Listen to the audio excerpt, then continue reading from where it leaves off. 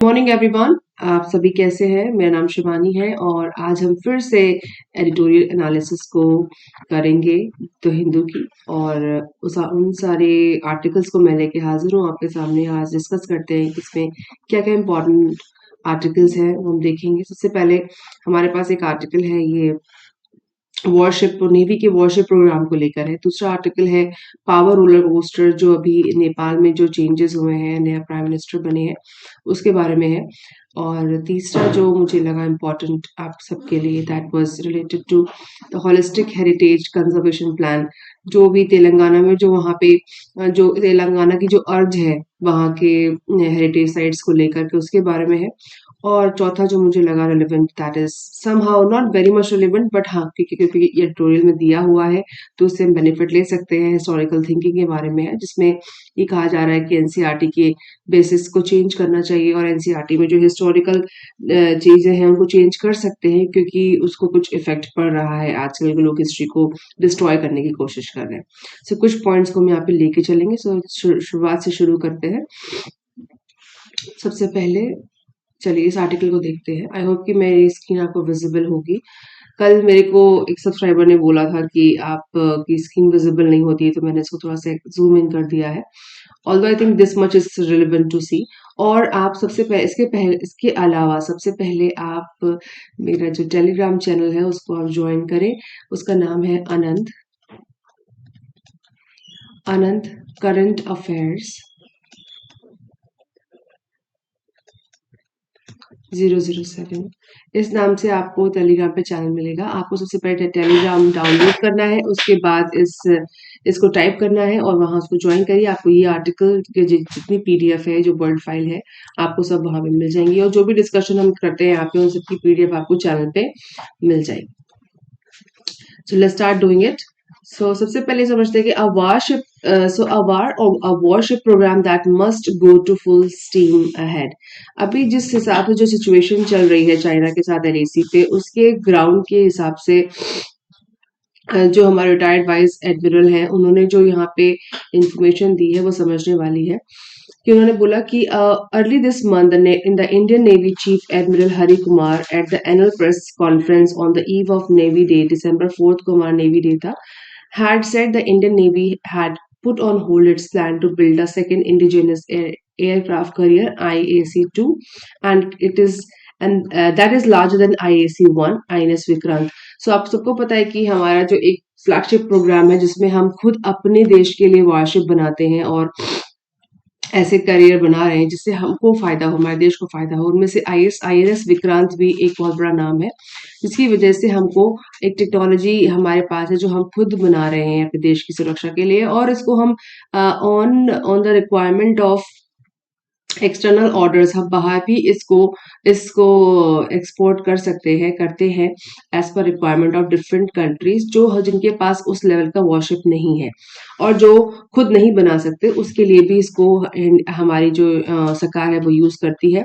सरकार, या फिर कहना चाहिए जो हमारे आर्मी डिपार्टमेंट है, उस डिफेंस डिपार्टमेंट है, उसकी मैं बात कर रही हूँ। सो INS विक्रांत उसमें से एक बड़ा नाम है। तो उन्होंने बोला कि IAC-2 को हम अभी नहीं बनाएंगे। जो इंडिजिनस का मतलब होता है स्वतः बनाने वाला देश के अंदर। सो हम सेकंड IAC-2 को नहीं बनाएंगे, और that is the larger IAC-1, जो INS विक्रांत से बड़ा है। लेकिन instead he said it is considering the option of repeat order of IAC-1, और IAC-1 को ही कंटिन्यू करेंगे। उन्होंने बोला, the Navy chief added that his decision had been taken as INS Vikrant had programmed well during its trial and would also help capitalize on the expertise now available in India। उन्होंने ये भी बोला कि जो हमारे पास expertise India में available है, उसके हिसाब से INS विक्रांत की परफॉर्मेंस बहुत अच्छी है, ट्रायल में बहुत अच्छा रहा है, इसलिए हम उसको कंटिन्यू करेंगे। अच्छा, सिविल सर्विसेज के एस्पेक्ट से कभी कभी ये भी होता है कि स्पेसिफिक एयरक्राफ्ट की डिटेलिंग भी वो पूछते हैं, चाहे प्रीलिम्स हो चाहे मेंस हो, उसकी डिटेल्स में वो पूछ लेते हैं। तो इसके लिए ये आर्टिकल में बहुत सारी चीजें ऐसी हैं जो कभी कभी एस्पिरेंट्स को लगता है कि कहाँ से आई है, पर अगर आप आर्टिकल को देखें तो आपको यहाँ पे वो चीजें मिलेंगी। सबसे पहले हम इसके बाद सेकेंड पैराग्राफ में आते हैं, क्लासिफिकेशन ऑफ करियर। इसमें क्लासिफिकेशन ऑफ करियर में अगर आप देखें तो बहुत डिटेल में यहाँ चीज एक बताई गई है कि in terms of methodology used to launch and recover aircraft, they can be categorized as catapult assisted take off but arrested recovery, catobar, ठीक है, short takeoff but arrested recovery, stow bar, and vertical short takeoff and landing, V stall carriers. तो ये एक 3 type बताई गई हैं और कभी कभी सेम टाइप पूछी जाती हैं प्रीलिम्स में, तब लगता है कि कहाँ से आया हुआ है. India's first aircraft carrier INS Vikrant British built. जो पहला आईएनएस विक्रांत था वो ब्रिटिश बिल्ट था. Predecessor of to INS Vikrant ICAI-1, इसके बाद predecessor was a 19,000-ton Catobar type light carrier designed for fleet air defense. So मतलब जो 19,000 टन जो इस भार की बात हो रही है कि हर किसी का जो हमारा जो इंडिजिनस एयरक्राफ्ट है उनकी कैपेसिटी उनके भार के ले जाने के हिसाब से डिसाइड होती है. तो वो बता रहे हैं कि इसका टाइप क्या है, catobar type light carrier design for fleet air defence, जिसकी कैपेसिटी है 19,000 ton. It could carry between 21 to 23 aircraft including helicopters. Its replacement INS Virat British built. तो हमारे पास दो ब्रिटिश बिल्ट है, आईएनएस विक्रांत जो पहले था अब वाला नहीं, और British built in INS Viraat at 28,000 tons was a V STOL type light fleet air defence carrier with an air wing of 26 to 30 aircraft and helicopters. Notably, its Sea Harrier aircraft also possessed dedicated land attack capability. INS Vikramaditya Russian built 45,000 tons is medium-sized tow bar type aircraft carrier मैं पापा carrier बोले से carrier दो word होते हैं, एक होता है ER दैट इज करियर, और जो ये वर्ड यहाँ यूज हो रहा है इसे बोलते हैं कैरियर. दोनों का प्रोनाउंसिएशन अलग अलग है. Capable of both fleet air defence and land attack, carrying up to 30 aircraft and helicopters. INS Vikrant is almost similar in size, classification, role and capability to INS Vikramaditya. So आज का आपके लिए जो मैं सजेस्ट करूंगी कि आप आईएनएस विक्रांत की सारे स्पेसिफिकेशंस देख लीजिए कि वो इंडिजिनस एयरक्राफ्ट है, उसकी स्पेसिफिकेशंस क्या है, और उसके बाद आईएनएस विक्रमादित्य के बारे में भी सारी स्पेसिफिकेशन देख लीजिए, क्योंकि ये इस पे एक क्वेश्चन क्रिएट हो सकता है. और डेफिनेटली मेंस में तो इसके बारे में इतना नहीं, लेकिन हाँ प्रीलिम्स में क्वेश्चन जरूर इससे क्रिएट हो सकता है. The commissioning of INS Vikrant in September this year demonstrated India's capability to design and build the largest most complex of warships, a capability held only by few countries. So ये बोल रहे हैं कि कमीशनिंग ऑफ आईएनएस विक्रांत की जो commissioning हुई सितंबर में this year, वो डेमोन्स्ट्रेट करती है इस बात को कि इंडिया की जो डिजाइन कैपेबिलिटी है और build the largest and complex warship, जो डिफिकल्ट से डिफिकल्ट वारशिप बनाने की जो कैपेसिटी है, a capability held only by few countries, जिसमें इंडिया भी एक है. The planning for IAC 1 as it was called before commissioning began in mid 1980 से 1980 से इसका जो प्रोसेस चल रहा है, थॉट प्रोसेस है, वर्किंग प्रोसेस बोल सकते चल रहा है, लेकिन उसको बाद में एग्जीक्यूट किया गया और इसमें आईएनएस विक्रांत का परफॉर्मेंस बहुत अच्छा है. तो इसकी आप स्पेसिफिकेशन जरूर देख लीजिए और इसके ऊपर आप नोट्स भी बना सकते हैं. नाउ देवर अब ये सारी डिटेलिंग उसी के बारे में दी गई है. Due to smaller and relatively less capable air wing carried on its first four career as compared to other carrier capable navies, the Indian Navy envisages a medium-sized Catobar aircraft carrier in the region of 50,000 tons to 65,000 tons as follows with INS Vikrant. ठीक है, इसकी specifications आप जरूर mention करिएगा. This is a tonnage of aircraft carriers operated by advanced navy such as UK. उन्होंने बोला कि जो सी कैपेसिटी टन कैपेसिटी है वो एडवांस नेवी जिन देशों की है उनसे मिलती जुलती है. इसमें से यूके है, रशिया है, चाइना है और फ्रांस है. With only the US navy operating nuclear powered super carriers of tonnage greater than 1 lakh ton. और जो यूएस नेवी के पास जो कैपेसिटी है वो 1 लाख टन से ज्यादा की है. अच्छा, यहाँ ये समझना क्यों जरूरी है. जब भी किसी भी वारफेयर में या फिर किसी भी वॉरशिप प्रोग्राम में हम ये देखते हैं जितने ज्यादा आप ले जा सकें, आप कह सकते बारूद को या फिर जो भी वॉरहेड्स होते हैं उनको ले जा सके, तो कैपेसिटी ज्यादा जितनी होगी उतना ही आपका फायदा होगा. और जैसे कि हालात अभी चल रहे हैं, अगर कल को कुछ ऐसा होता है, कोई वॉर होती है चाइना के साथ या किसी देश के साथ, तो ये कैपेसिटीज इंडिया के पास होनी चाहिए, इसलिए इसको यहाँ मेंशन किया गया है. Various constraints principally financial in nature seem to have curbed India's ambition. ऐसे बहुत सारे इंस्टेंस हुए जहां पे इंडिया को रोका गया, नियंत्रित किया गया. जैसे कि आपको न्यूक्लियर प्रोग्राम में याद होगा, जब जो पोखरण टेस्ट हुआ था उसमें इंडिया को काफी कंट्रोल किया गया कि ये न्यूक्लियर टेस्ट नहीं करना है। यहाँ पे न्यूक्लियर टेस्ट की बात नहीं हो रही, वो रेफर कर रहे हैं कि various constraints principally financial in nature, जो फाइनेंशियल इन नेचर थे, जो पैसे से वित्तीय सहायता जुड़े हुए थे, seem to have curbed India's ambition. ठीक है, तो यहाँ वो उस फाइनेंशियल की टर्म की बात कर रहे हैं जहां पे पहले हम अपने हिसाब की इंडिजिनियस वॉरशिप को नहीं बना सकते थे, हमारे पास फाइनेंशियल कंस्ट्रेंट थे, पर अब हम बना रहे हैं। However fall back plan to a repeat order would ensure that valuable infrastructure design capability, shipbuilding expertise, and the indigenous industrial ecosystem built through extensive investment and effort over 2 decades are not lost. उन्होंने कहा जो भी अभी तक हमने जिस ecosystem में हमने काम किया, जो प्रयास किए, जिन जैसे जैसे हमारे पास सोर्सेस थे, वो बेकार नहीं गए, वो सारे काम आ रहे हैं और आगे हम इस पे काम और करेंगे। It would also ensure that India finally achieves the goal of having 3 aircraft, a target that has remained elusive since the first naval plan paper 1948 stipulated the need for 3 aircraft carrier for the Indian Navy, having 2 aircraft carrier of similar design and configuration, and configuration would also make their operation maintenance easier. So ये उसके बारे में detailing है। अच्छा, समझने वाली बात यहाँ पे क्या है कि हमको जो आईएनएस विक्रांत और आईएनएस विक्रमादित्य की डिटेलिंग और इंडिया की जो डिफेंस स्ट्रेटेजी है, उसमें वॉरशिप प्रोग्राम का जो स्ट्रेटेजी है उसको आप अपने दिमाग में बना लीजिए, एक जगह नोट कर लीजिए, क्योंकि वॉरशिप क्योंकि अभी जो इंडिया चाइना का जो केस चल रहा है, उस केस में वॉरशिप प्रोग्राम जो इंडिया के होते हैं, जो फ्लैगशिप प्रोग्राम है, उसके बारे में पूछा जा सकता है। इससे मेंस में भी क्वेश्चन क्रिएट हो सकता है। Now, China's ambition, however, in the long term, India should not lose sight of the fact that China's first 2 aircraft carrier displaced over 65,000 tons, and its third indigenously designed and built carrier Fujian displaced 85,000 tons with a possible air wing to 60। अब वो कह रहे हैं कि China के पास जो aircraft है उनकी कैपेसिटी में 65,000 टन ले जाने की, और 85,000 टन जो उनका फ्यूजियान जो उनका एयरक्राफ्ट है कैपेसिटी है, उसको नहीं भूलना चाहिए। China's further plan for us, say, 7 ship carrier force include ambitions to build nuclear-powered super carriers of over 1 lakh tons displacement, with the construction reportedly having commenced in 2017।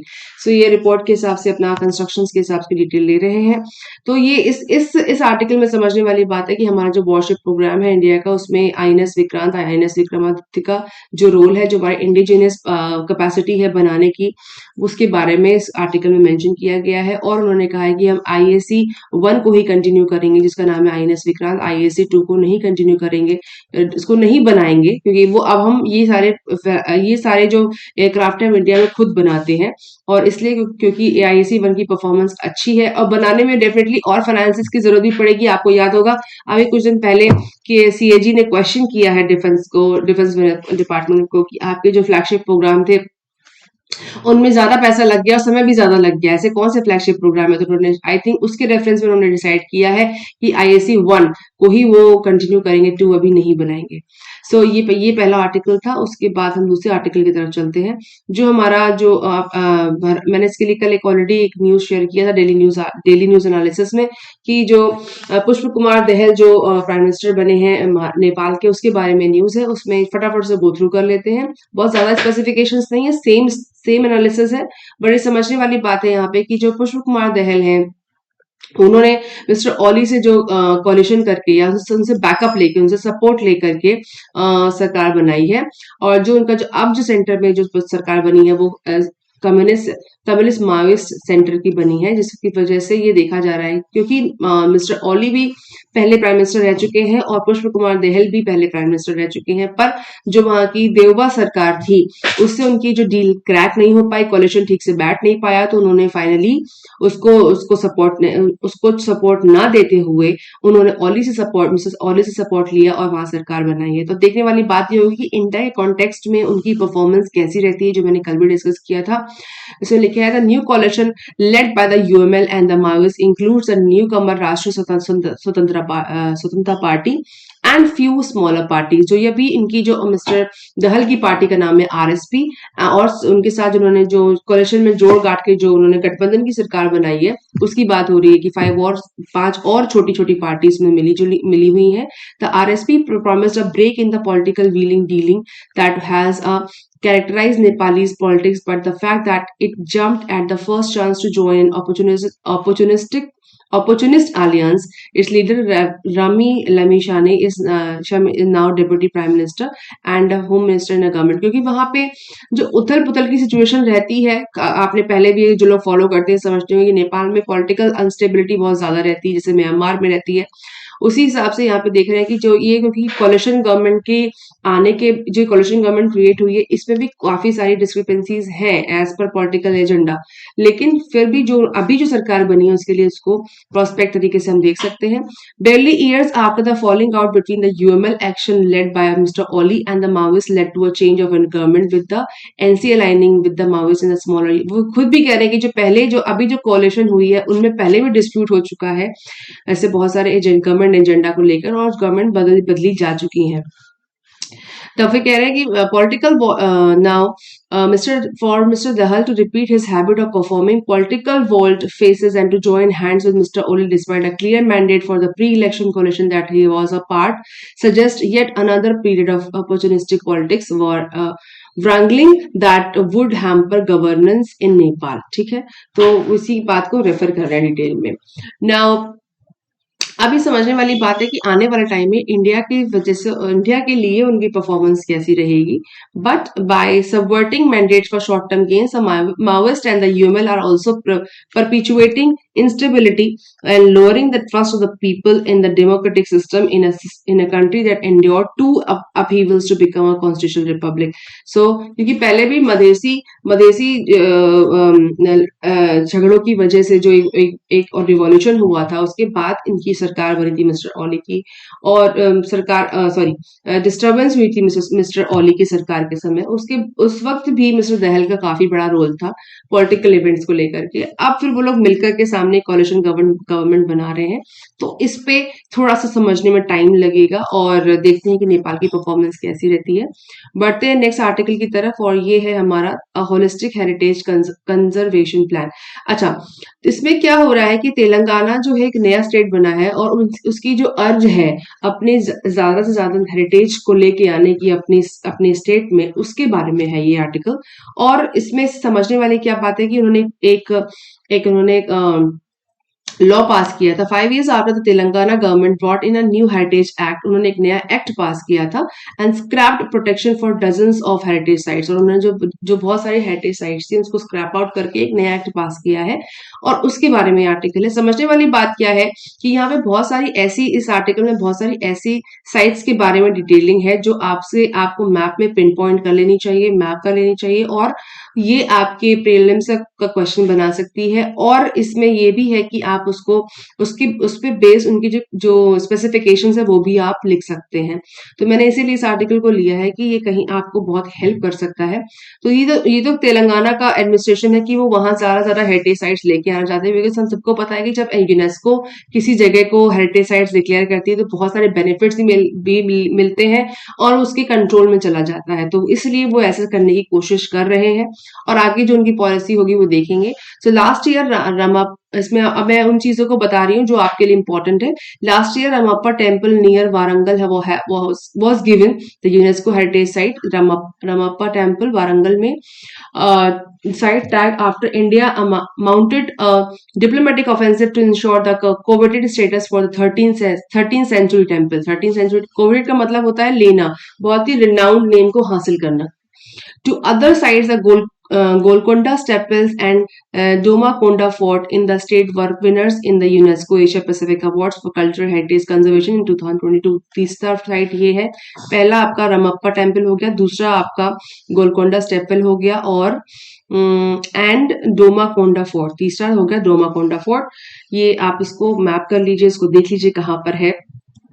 Now इसके बाद दूसरे paragraph में आते हैं। इन्होंने अच्छा एफर्ट को समझ लेते हैं कि एफर्ट हो कहाँ रहा है।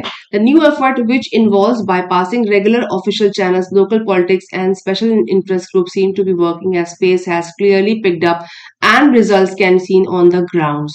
For too long, Hyderabad had been hobbled by special interest groups which have stymied attempts to improve the core area of Charminar historical precinct and the heritage around it. So इसमें वहाँ पे जो internal politics है, कई सारे pressure groups की वजह से वहाँ पे ऐसा हुआ कि चार मीनार को लेकर के जो उसके प्रेसिडेंट को हेरिटेज में कवर करने की बात थी वो डिटेल में नहीं हो पाई, जिसकी वजह से अब वो बिल्कुल फ्रंट फुट पे आ गए हैं और इसलिए उन्होंने एक एक्ट पास किया है. However, the new announcement seem to indicate that the government is adopting a piecemeal approach to conservation. Heritage piecemeal approach का मतलब होता है कि आपके काम के हिसाब से आपको जो है बेनिफिट मिलेगा, उस अप्रोच पर आ गई है. Approach to conservation heritage revitalisation is a complex issue bound around the cultural fabric of the city. The nationality protected Charminar is a 430-year-old marker of the Golconda rulers. आप इसको भी ले सकते हैं. तीसरा चौथा आपका जो है चार मीनार जो हेरिटेज साइट है उसके बारे में डिटेलिंग आप देख सकते हैं. इसके अलावा बहुत अच्छी चीज यहाँ मेंशन हुई है. Who reigned between 50 जो उसकी चार गोलकोंडा रूलर्स की बात हो रही है 1518 से लेकर 1687 तक. The grand secular Indo Saracenic buildings that line the bank of river Musi. आप ये पांचवा आपका जो जगह है वो रिवर मूसी को आप देखिए कि मैप में रिवर मूसी कहाँ है और उसके आसपास की जो जगह है उसको देखिए.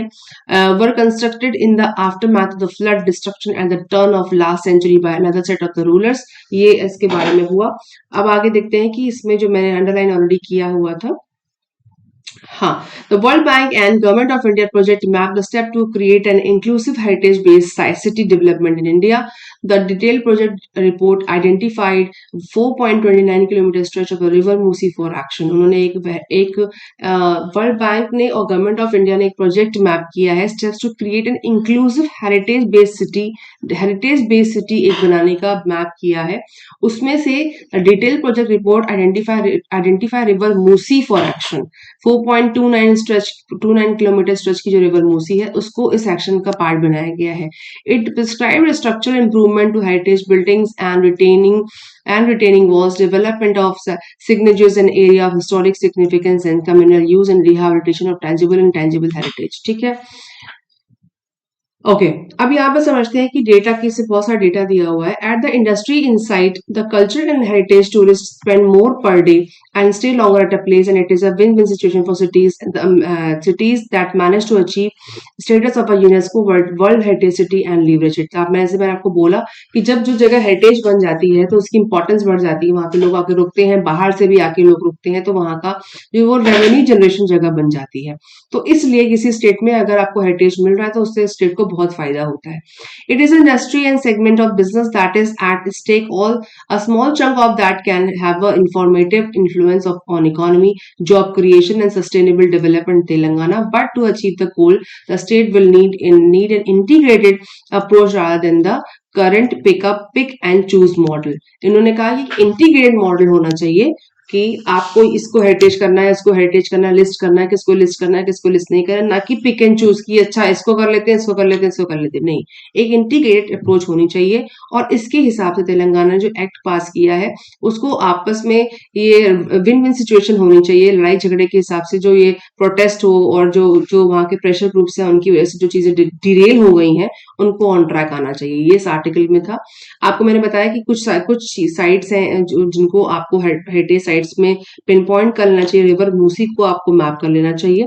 उसके बाद हम नेक्स्ट आर्टिकल पे आते हैं. इस आर्टिकल में समझने वाली बात यह है कि कह रहे हैं कि अमित शाह ने कुछ दिन पहले ये बोला at the 400 birth anniversary celebration of Ahom army general Lachit Borphukan, union home minister Amit Shah said, I often hear that our history has been distorted, may be it's true, but who has stopped us from presenting a glorious history of the world. तो वो कह रहे हैं कि NCERT में changes के लिए एक बहुत बड़ी बहस है ऑलरेडी चल रही है. लेकिन इस आर्टिकल में हमें क्या समझना है being a civil services aspirant vigilant कि हम क्या हमारे पास ऐसा कोई टूल होना चाहिए, सिटीजन्स के पास ऐसा कोई टूल होना चाहिए जिसको आप रीथिंक कर सकें कि आपकी बुक्स में क्या-क्या चीजें अवेलेबल है और क्या-क्या चीजें चेंज होने की जरूरत है। इस आर्टिकल का मेन पार्ट है। Tool for historical thinking. Should citizens be able to evaluate the quality of history in their text books? How will they do this? अगर ऐसा है तो कैसे करेंगे? इट इज इवन नेसेसरी, क्या ये जरूरी है? If the source of Indian sovereignty are the people of India, it is essential that citizens are equipped with tools of historical thinking in order to are able to effectively participate in democracy. उन्होंने कहा जब किसी देश का प्रभुत्व उसके देश के लोग हैं तो किताबों में चेंजेस करने से क्या होगा, और अगर ऐसा है तो उसकी इफेक्टिवनेस कितनी है? Analysis to the history text book across education board shows that engagement in historical thinking is abysmally low। जो हिस्टोरिकल थिंकिंग है लोगों की, जो जिसमें उनको अपने दिमाग में चेंजेस लाने चाहिए, अपनी थिंकिंग में चेंजेस लाने चाहिए, वो कम है। There are various frameworks that have been proven to develop strong historical thinking such as SCIMC, summarizing, contextualizing, inferring, monitoring and corroborating, or ARC, Assessment Center for History, or the Historical Thinking Standard articulated by Gary Nash et al। So इसको आप जो ये short form है, ऐसे short forms बहुत खतरनाक होते हैं, इसलिए मैंने इस आर्टिकल को भी इंक्लूड किया है। आप देखिए कि इसका क्या सिग्निफिकेंस है। Summarising, contextualising, inferring and monitoring and collaborating, SCIMC और ARC। In third, students engaged in activities draw upon skills in 5 types of historical thinking: chronological thinking, historical comprehension, historical analysis and interpretation, historical research capabilities, historical issues analysis and decision making। So ये सारा जो article में सिर्फ ये समझने वाली बात है हम सबके लिए कि क्या बेसिस हो सकते हैं जहां पे हम खुद अपनी टेक्स्ट बुक में चेंजेस कर सकते हैं, और क्या हम करें, अगर करेंगे तो उसका फायदा क्या होगा, उसका एसेंस क्या है, क्योंकि किसी देश की जो सोवरेनिटी है, जो प्रभुत्व है उस देश के लोगों में होता है। एक लाइन मैंने यहाँ देखी जो आप भी रेफर कर सकते हैं। The 81st century of the Indian History Congress will take place at Madras Christian College, Chennai, December 27-29 2022। उन्होंने बोला कि 81st session of the Indian History Congress जो है मद्रास में होगा, क्रिश्चियन कॉलेज में, दिसंबर 27 से 29 2022 तक। तो इसको भी आप फॉलो कर सकते हैं इस कॉन्टेक्स्ट में कि एनसीईआरटी बुक्स में क्या चेंजेस किस तरीके से होने चाहिए, क्या वाकई हमारी हिस्ट्री डैमेज हो रही है या उसे हम बचा सकते हैं। और जो ये राइटर है विक्रम विंसेंट है, did his PhD from IIT Bombay and focused on edtech and historical thinking. इसके अलावा जो हमने लास्ट अपना आर्टिकल लिया वो हिंदू की वेबसाइट स्टेट ऑफ प्ले से लिया गया है। आप ये सारे आर्टिकल्स हिंदू की वेबसाइट पर देख सकते हैं, मैं टेलीग्राम में इसको शेयर कर दूंगी। और जो फर्स्ट आर्टिकल था जो मैंने आपको बताया वो मिस्टर A.K. चावला ने लिखा है, is a retired vice admiral who last served as a flag officer commanding in chief of the southern naval command. So ये सारे आर्टिकल्स आपको PDF फाइल में, अगर आपको पूरा हिंदू का PDF फाइल चाहिए तो मैं आपको शेयर कर दूंगी टेलीग्राम चैनल पे, आप उसको रेफर कर सकते हैं। अगर आपके कोई क्वेश्चन है तो पूछ सकते हैं। If you like this video give me a thumbs up, और इस वीडियो को ज्यादा से ज्यादा शेयर करिए उन सभी एस्पिरेंट्स के साथ जो वाकई जेन्युइनली प्रिपरेशन कर रहे हैं और उनको इन आर्टिकल्स की जरूरत है। और मैं डेली ऐसी पोस्ट करती रहूंगी, और आप जो आपके फीडबैक है वो आप मुझे टेलीग्राम पे शेयर करिए और यूट्यूब पे शेयर करिए। उसके अलावा मैं कोशिश करूंगी कि इंडियन एक्सप्रेस के एडिटोरियल्स का भी एनालिसिस आपके साथ लेकर के आऊं। सो